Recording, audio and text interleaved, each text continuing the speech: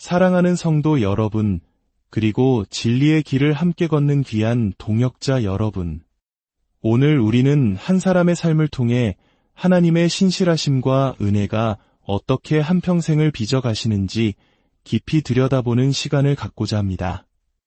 33년이라는 긴 세월을 한 교회에서 헌신하며 수많은 영혼에게 깊은 울림을 준 한 노년의 목회자가 자신의 삶을 돌아보며 나누는 진솔한 이야기입니다.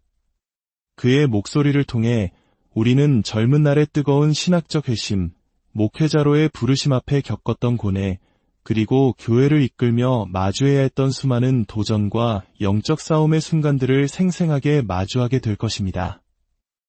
이 이야기는 비단 한 사람의 회고록이 아니라 오늘을 살아가는 우리 모두에게, 특히 사역의 길을 걷는 이들에게 깊은 통찰과 위로, 그리고 도전을 주는 하나님의 살아있는 메시지가 될 것입니다.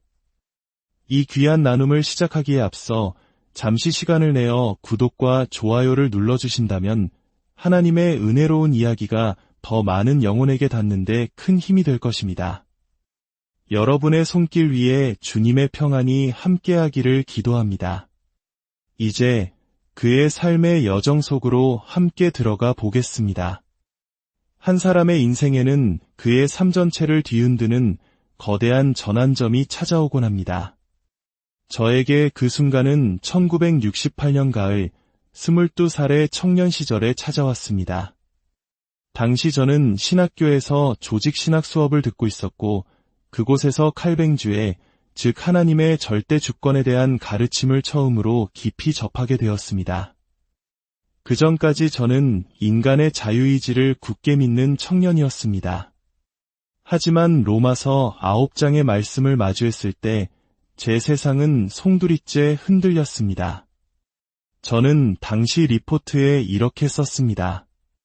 로마서 9장은 저와 같이 자유의지를 신봉하는 자들을 삼키러 다니는 굶주린 호랑이와 같습니다. 그 말씀 앞에서 저의 기존 신념은 산산조각 났습니다. 토기장이이신 하나님께서 진흙 한 덩이로 귀 있을 그릇도 천 있을 그릇도 만드실 권한이 없으시냐는 그 준엄한 질문 앞에서 저는 무릎 꿇을 수밖에 없었습니다. 그것은 제 인생의 코페르니쿠스적 혁명이었습니다. 인간 중심의 사고에서 하나님 중심의 사고로 우주의 중심이 바뀌는 경험이었습니다. 그때부터 제 삶의 모든 것은 재조정되기 시작했습니다. 22살에 만난 하나님은 그 이전에 제가 알고 있다고 생각했던 하나님과는 전혀 다른 분이셨습니다. 그분의 광대하심과 주권의 깊이를 조금이나마 깨닫게 되면서 제 기도 생활과 말씀에 대한 열정, 그리고 선교를 향한 뜨거움은 이전과는 비교할 수 없을 정도로 타오르기 시작했습니다. 사람들은 종종 첫사랑을 회복하라고 말하지만 저는 감히 22살에 만난 그 사랑이 저의 진정한 첫사랑이었다고 고백하고 싶습니다. 그 이전의 믿음은 어린아이의 걸음마 수준에 불과했습니다. 그 거대한 신학적 전환 이후 제 삶의 방향은 크게 변하지 않았습니다. 물론 세부적인 부분들, 예를 들어 제한 속죄와 같은 교리에 대한 이해가 더욱 깊어지는 과정은 있었습니다.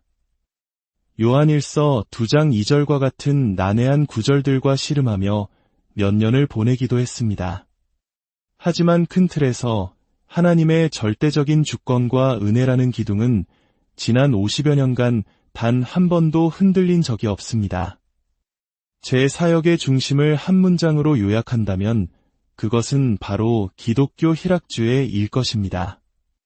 조금은 낯설게 들릴 수 있는 이 표현은 하나님 안에서 우리가 가장 만족할 때 하나님께서 가장 크게 영광 받으신다는 진리를 담고 있습니다.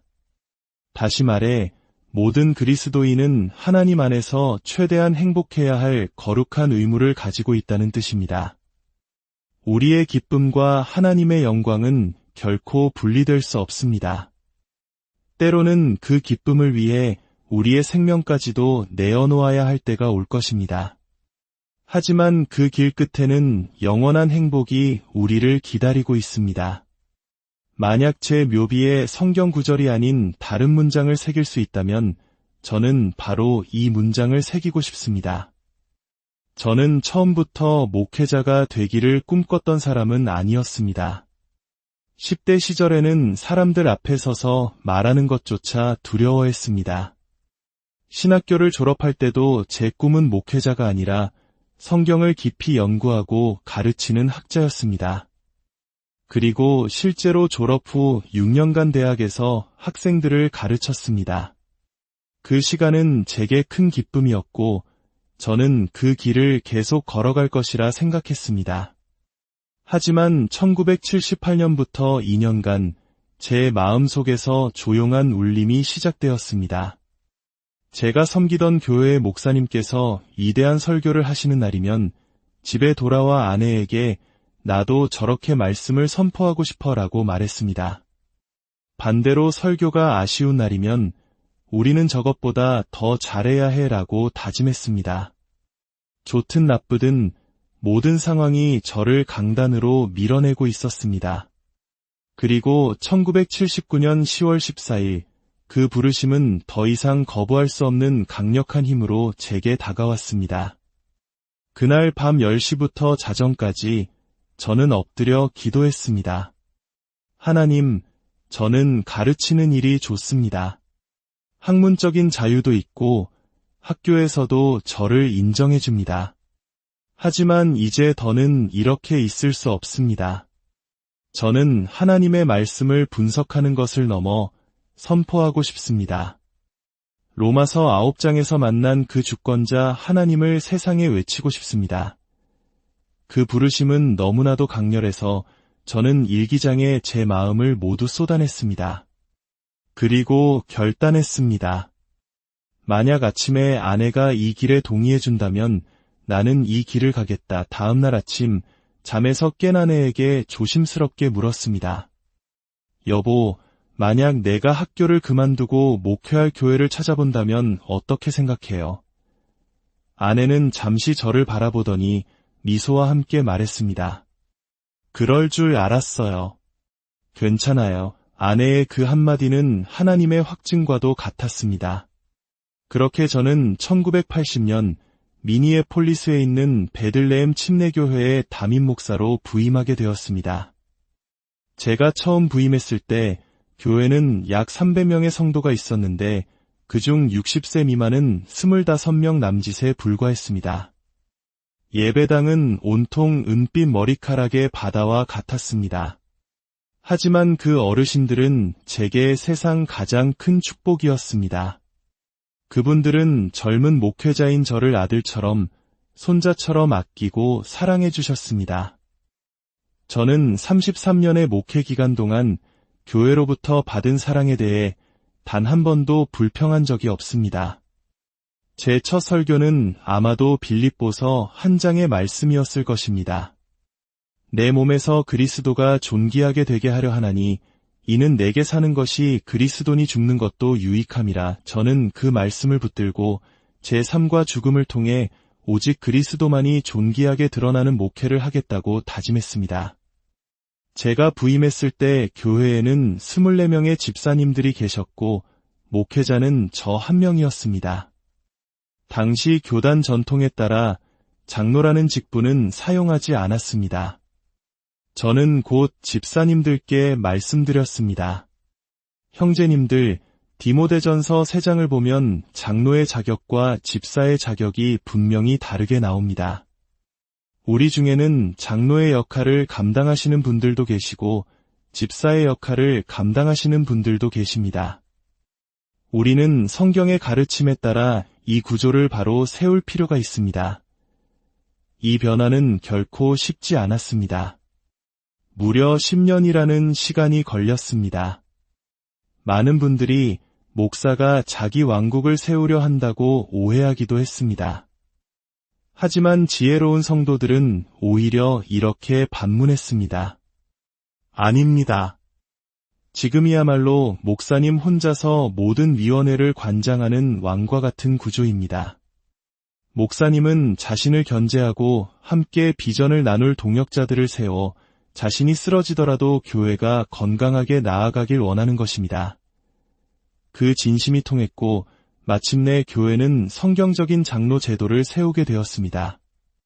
목회 여정에는 폭풍우가 몰아치는 날도 있었습니다. 부임 초기에 저는 교회의 규약 중 하나를 바꿔야 했습니다. 그것은 교회 회원이 되려면 술을 판매하거나 사용하는 것을 완전히 금해야 한다는 조항이었습니다. 저는 이것이 구원의 조건에 인간의 행위를 더하는 갈라디아서의 이단과 같다고 생각했습니다. 개인적으로 술을 마시지 않는 저였지만 그것을 교회의 회원 자격으로 삼는 것은 복음의 본질을 훼손하는 심각한 문제였습니다. 저는 이 문제를 놓고 제 목회직을 걸었습니다. 격렬한 논쟁 끝에 근소한 차이로 규약은 개정되었습니다. 한 번은 선교와 자기 위한 일하는 제목의 글을 교회 소식지에 실어 큰 파장을 일으키기도 했습니다. 당시 한 선교 집회에서 젊은이들이 성적인 죄책감 때문에 선교의 부르심에 응답하지 못한다는 메시지에 큰 도전을 받았기 때문입니다. 저는 이 문제를 공론화해서 청년들을 돕고 싶었습니다. 물론 많은 어르신들, 특히 독신 여성분들에게 엄청난 충격과 비난을 받았습니다. 한 성도님은 제 손을 잡고 목사님, 병들었어요 라고 말하기도 했습니다. 하지만 그 글로 인해 전국 각지에서 이런 솔직한 가르침이 필요했다는 편지가 쏟아졌습니다. 그 일은 제게 목회란 때로는 오해를 감수하고서라도 성도들의 실제적인 문제 속으로 과감히 뛰어들어야 하는 것임을 가르쳐 주었습니다. 수없이 그만두고 싶었던 순간도 있었습니다. 특히 한 교회와의 합병이 무산되었을 때 저는 거의 모든 에너지가 소진되었습니다. 매주 새벽 1시까지 이어지는 회의에 지쳤고 교회의 미래에 대한 어떤 길도 보이지 않았습니다.